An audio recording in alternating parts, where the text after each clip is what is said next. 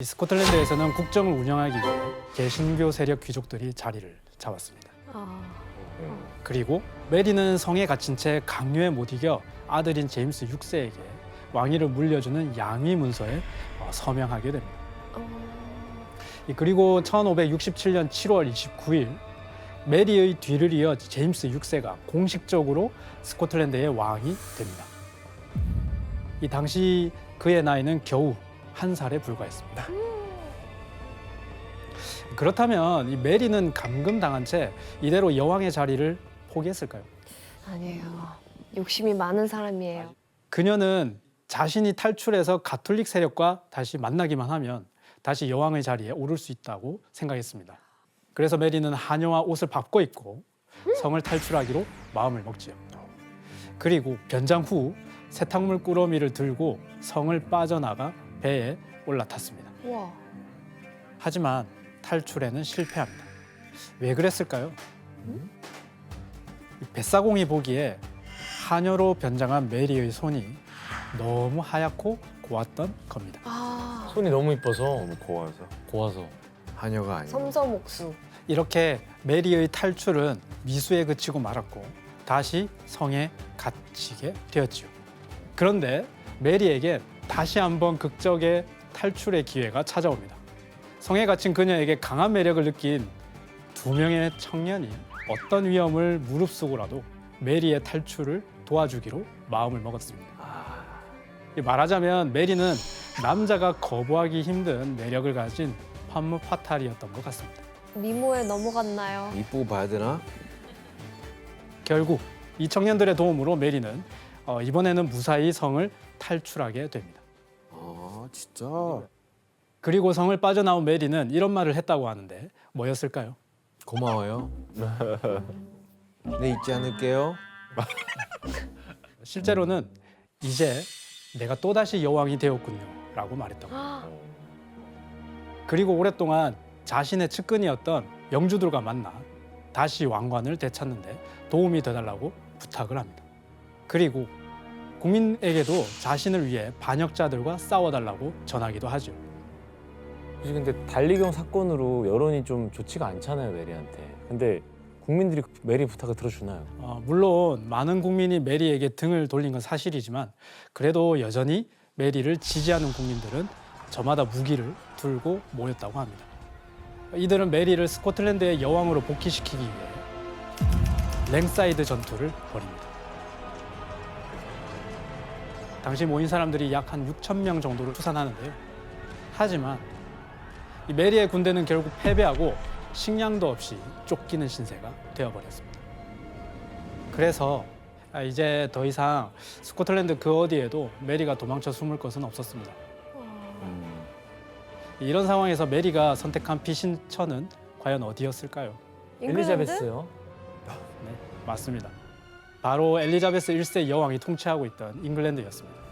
근데 거기서 왜? 달가워하지 않을 것 같은데. 아니야, 이제 오히려 이렇게 막 측은지심을 이렇게 할 것 같아요. 이제 경쟁이 안 이제 되니까. 안 되니까. 네, 맞습니다. 혈육이자 같은 여왕의 처지인 엘리자베스 1세가 설마 자신을 내치지는 않을 거라고 생각한 것입니다. 그래서 메리는 1568년 5월 잉글랜드에 망명을 요청하게 됩니다.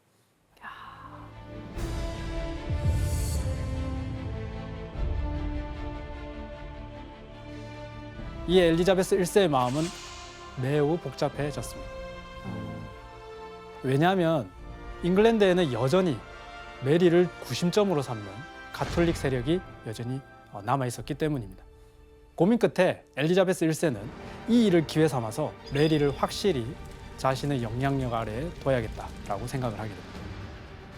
때마침 이때 엘리자베스 1세의 신하들이 메리가 잉글랜드에 오면 달리경 살해에 가담했는지 재판을 받아야 한다고 주장하면서 그녀의 계획은 더욱 수월해집니다. 결국 메리는 재판을 받는다는 조건으로 엘리자베스 1세가 있는 잉글랜드로 향하게 됩니다.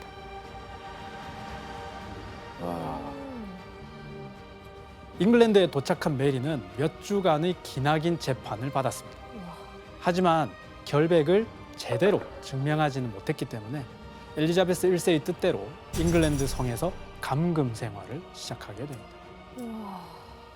스타 씨, 드디어 이제 메리가 엘리자베스 1세 여왕의 통제 아래 들었습니다. 엘리자베스 여왕은 그러면 이때 메리를 또 어떻게 대했어요? 꽤 많이 보살폈어요. 뭐 아프면 자기 주치 의사 선생님도 보내주고 패션 같은 거에 뒤처지지 않게 그 최신 옷하고 패션 다 입고 지냈다고 해요. 돈도 엄청 많이 썼대요. 일주일에 한 2천만 원? 화려한 감옥 생활이었죠.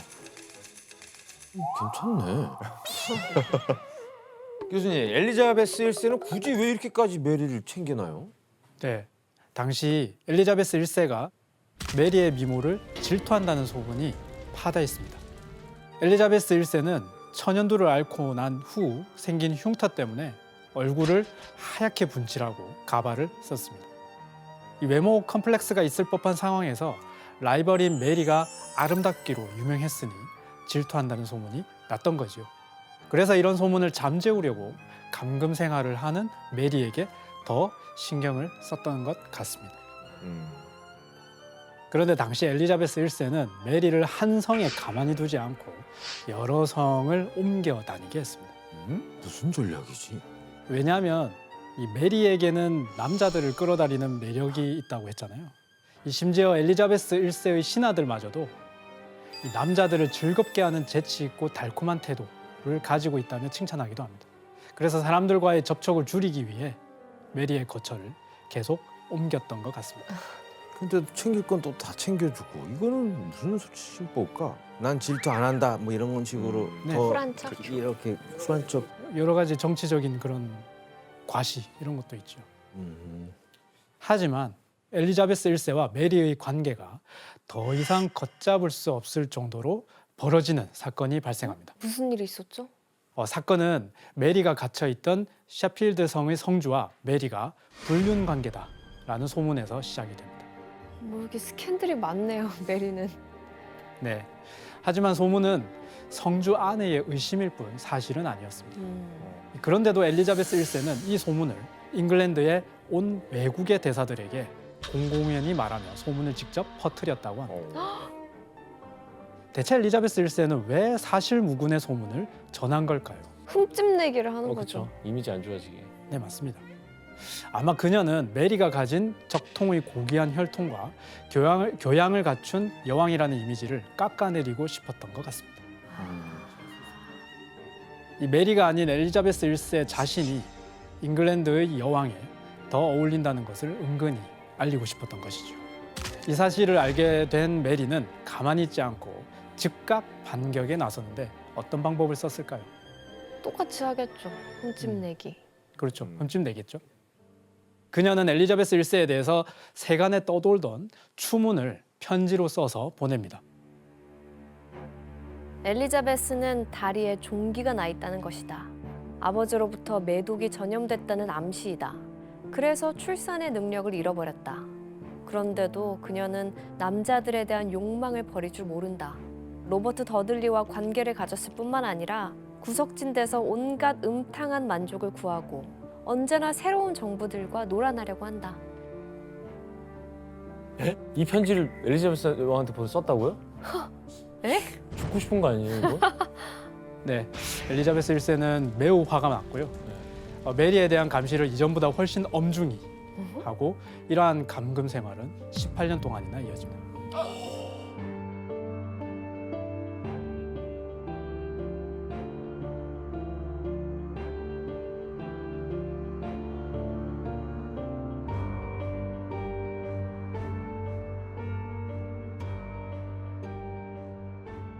아니 근데 애초에 여기를 넘어온 게 잘못된 것 같아.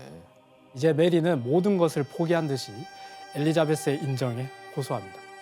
자신은 어떠한 왕국도 희망하지 않는다며 더는 감금 생활을 참을 수 없어서 조용한 곳으로 떠나 살겠다고 전한 겁니다. 교수님, 근데 지금까지 말씀하신 메리의 성향으로 봤을 때 권위에 대한 욕심이 큰 사람이거든요. 근데 이렇게 그냥 허무하게 포기를 하는 건가요? 혜성 씨 말대로 절대로 포기할 메리가 아니죠. 메리는 엘리자베스 1세에게 전한 것과 달리 뒤로는 다시 여왕의 자리를 차지하기 위해 앤서니 베빙턴이라는 인물과 반란을 계획하고 있었습니다. 이 앤서니 베빙턴은 24살의 젊은 잉글랜드 귀족이자 가톨릭 교도로 메리에게 매혹돼 여왕을 암살하고 메리를 구출하겠다는 작전을 세웠습니다. 야, 메리도 참 보통 아니네. 베빙턴.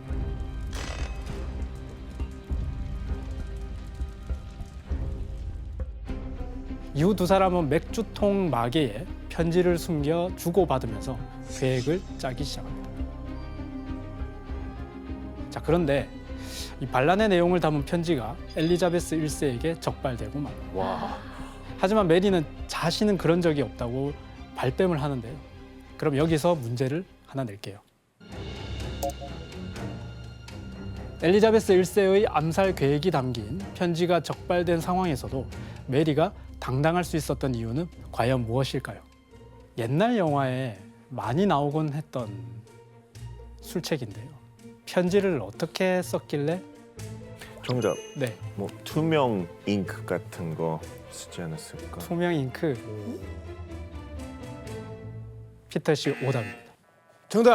정답. 네, 지원 씨. 암호죠, 암호. 암살 계획이긴 한데 앞 글자만 따면 누가 암살되는지 나오는 거야. 엘리자베스. 맞는 것 같아. 지원 씨 대단하네요. 지원 씨 정답입니다. 와. 암호를 썼어? 이 엘리자베스 1세의 삼엄한 경계와 감시를 피하기 위해서 편지를 교환해야 했던 메리는 암호를 만들어 가지고 편지를 주고받습니다. 우와. 이 메리가 어린 시절부터 암호를 만들고 푸는 법을 배웠기 때문에 사실은 가능한 일이었거든요. 근데 이게 암살 계획이라는 걸 어떻게 알았어요, 상대는? 또 암호 전문가가 있었겠죠. 암호 해독가가 있었겠죠?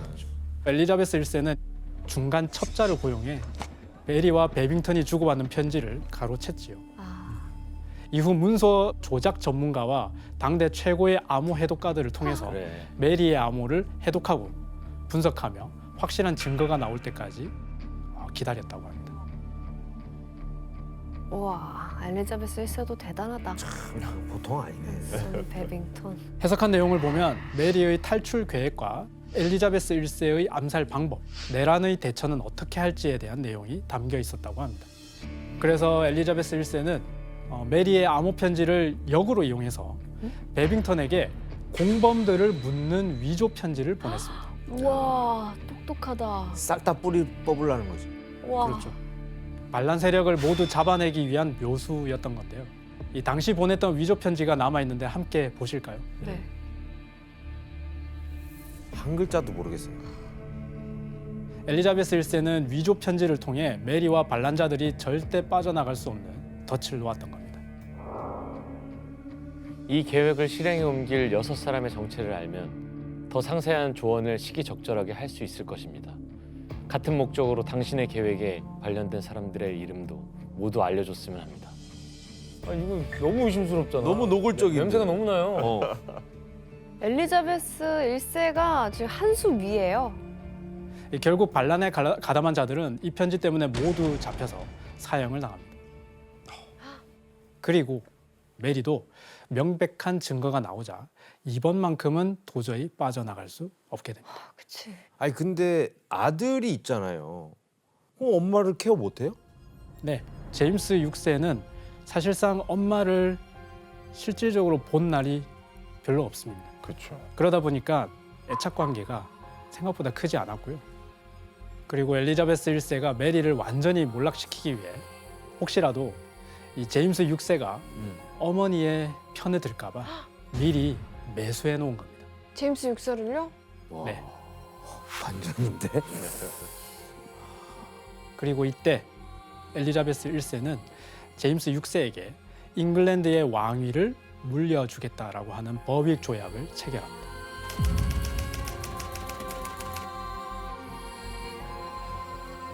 단 여기에 메리의 석방에 대한 조항은 포함되어 있지 않았습니다. 이 메리의 구원이 되어줄 마지막 희망인 제임스 6세마저 엘리자베스 1세가 결국 자기 편으로 만든 것입니다. 어떡해. 이제 아들도 자기 편이 아니야.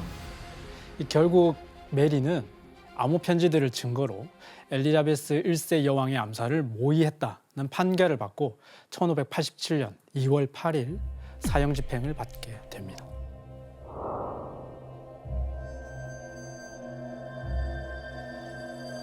이 메리는 붉은색 드레스를 입었는데 이 붉은색은 가톨릭에서 순교를 상징하는 색으로 메리는 이 옷을 통해 자신은 결백한 가톨릭의 순교자라고 말하고 있었던 겁니다. 저기 지금 도끼를 들고 내리치려는 거잖아요. 저게 한 번에 돼야 되는데. 이 처형의 순간이 다가오자 메리는 주여 당신께 내 영혼을 맡기나이다를 끊임없이 말하고 있었습니다. 이 긴장감과 처절함이 감돌던 이때 드디어 사형 집행인이 도끼를 내려칩니다. 그런데 불행히도 메리의 목숨은 한 번에 끊어지지 않습니다. 이 첫 번째 타격이 빗나가서 그녀의 머리 뒤쪽을 강타한 겁니다. 어떡해. 아, 저 사형수 일부러 그런 거 아니야? 이 사형 집행인은 다시 한번 메리의 목을 도끼로 내려칩니다. 어머.